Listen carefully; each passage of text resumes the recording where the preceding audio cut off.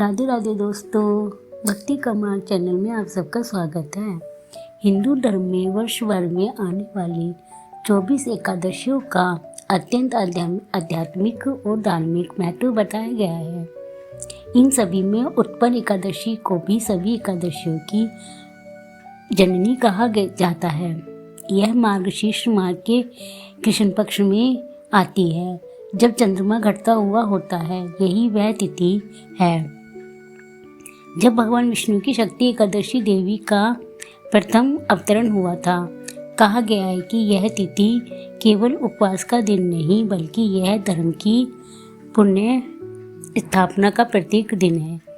जब अधर्म और अन्याय संसार में बढ़ता है, तब भगवान अपनी शक्ति के रूप में अवतरित होकर संतुलन स्थापित करते हैं।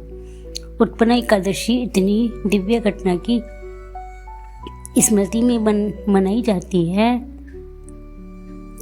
बहुत प्राचीन काल में सतयुग में और त्रेता युग के संधि काल में एक अत्यंत पराक्रमी दैत्य उत्पन्न हुआ, जिसका नाम सुरासुर था।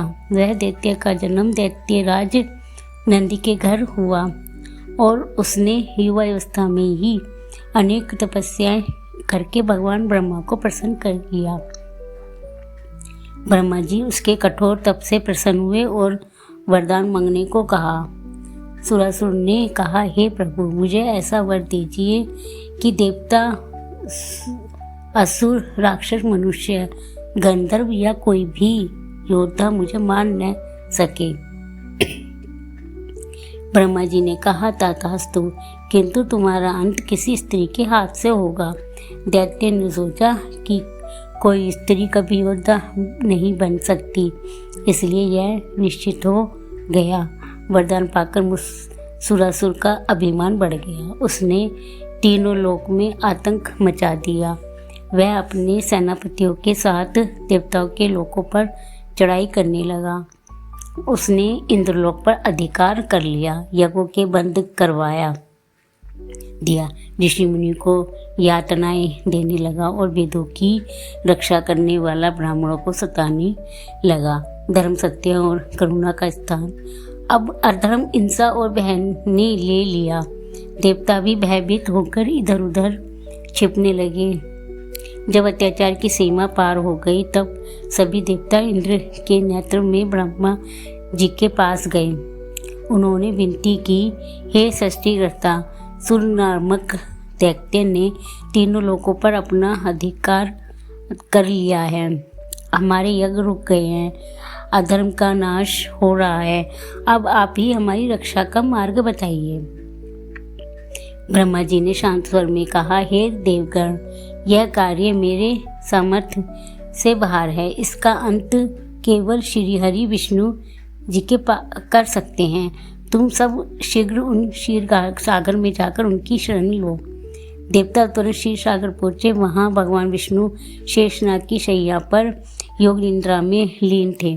तब देवताओं ने मिलकर विनम्रता पूर्वक कहा, हे जगतपालन, हे नारायण, सुर नामक दैत्य ने सभी लोगों पर अत्याचार कर रखा है। अब हम सब आपके भक्त हैं, कृपा हमें एक ऐसे संकट से मुक्त करें। भगवान विष्णु ने अपने नयन खोले और मुस्कुराते हुए बोले, हे देवगण, भय मत करो। अधर्म चाहे कितना भी प्रबल क्यों न हो, सत्य और धर्म की विजय निश्चित है। मैं शीघ्र ही उस दैत्य का संहार करूंगा। भगवान विष्णु ने अपनी गरुण बाहुओं को बुलाया और शंख, चक्र, गदा धारण करके सुरासुर के नगर चंद्रावती की ओर प्रस्थान किया। देवताओं ने आकाश से पुष्पों की वर्षा की। जैसे ही भगवान विष्णु ने सुरासुर के नगर में प्रवेश किया, वहां चारों ओर राक्षसों की सेना ने उन्हें घेर लिया। दोनों सेनाओं के बीच भीषण युद्ध आरंभ हुआ। हजारों वर्ष तक यह युद्ध चला। भगवान विष्णु ने अपने सुदर्शन चक्र से असंख्य दैत्यों को संहार किया। अंत में सुरासुर स्वयं रणभूमि में आया। वह असाधारण शक्ति वाला था। उसके प्रत्येक बार से पर्वत कांपने लगा, समुद्र मंथन हो उठा उसने कहा, हे विष्णु, तूने मेरे सैनिकों को मार डाला, अब तैयार हो जा, आज मैं तेरा अंत कर दूंगा। भगवान विष्णु बोले, हे दुष्ट, धर्म की रक्षा के लिए मैं ही पर्याप्त हूँ। आज तेरे पापों का अंत होगा। इसके बाद दोनों में युद्ध हुआ और 5000 वर्ष तक चलता रहा कि विजय नहीं हुई। अंततः भगवान विष्णु थककर बादारिका विश्राम की एक गुफा में गए, जिसका नाम हिमवती था। वह कुछ समय योग निद्रा में लीन हो गए। सुरासुर ने देखा कि विष्णु अब विश्राम कर रहे हैं। वह क्रोध से जलकर उठा। उसने कहा, अब ये सो रहे हैं, यही अवसर है इन्हें मारने का। वह जैसे ही भगवान विष्णु के समीप पहुंचा और अपने शस्त्र उठाए, तभी भगवान विष्णु के शरीर से एक तेजस्वी दिव्य ज्योति निकली। उस ज्योति से एक अत्यंत सुंदर तेजोमयी स्त्री प्रकट हुई। उसके हाथों में शस्त्र थे और मुख में आकाशवाणी हुई। यह देवी एकादशी है जो धर्म की रक्षा के लिए अवतरित हुई है।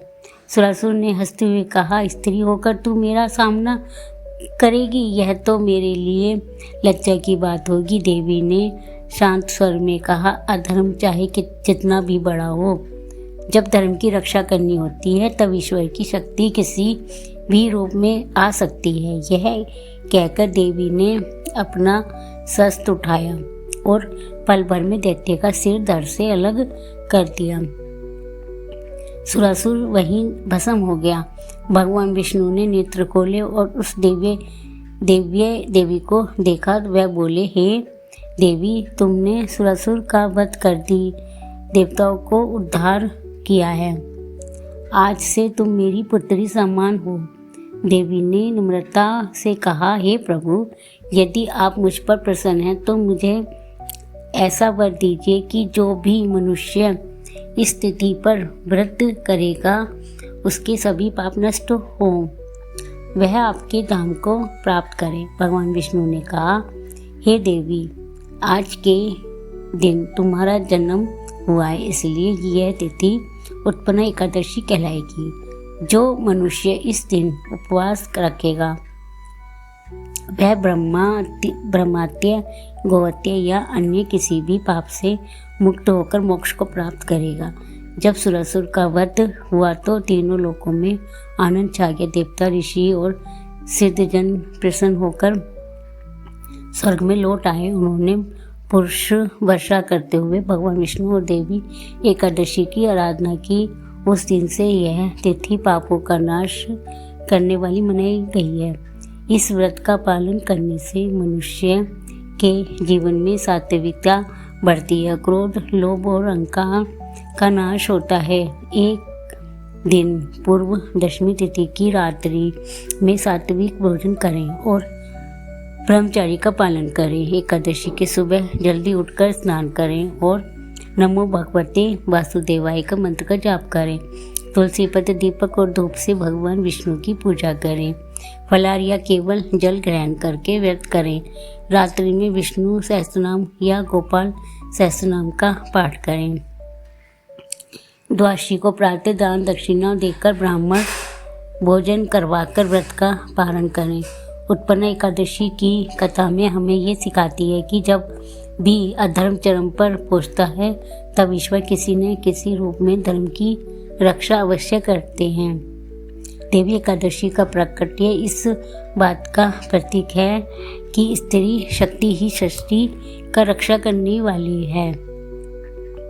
दिव्य ऊर्जा यही तिथि केवल उपवास या पूजा का दिन नहीं, बल्कि यह अपने मन के विचारों से मुक्ति पाने का अवसर है। यदि मनुष्य एक दिन अपनी इंद्रियों पर नियंत्रण रखे तो वह अपने भीतर की दिव्यता को पहचान सकता है। जो व्यक्ति श्रद्धा से इस व्रत का पालन करता है उसे जन्म जन्म के पापों से मुक्ति मिलती है। दरिद्रता, रोग और कष्ट दूर होते हैं।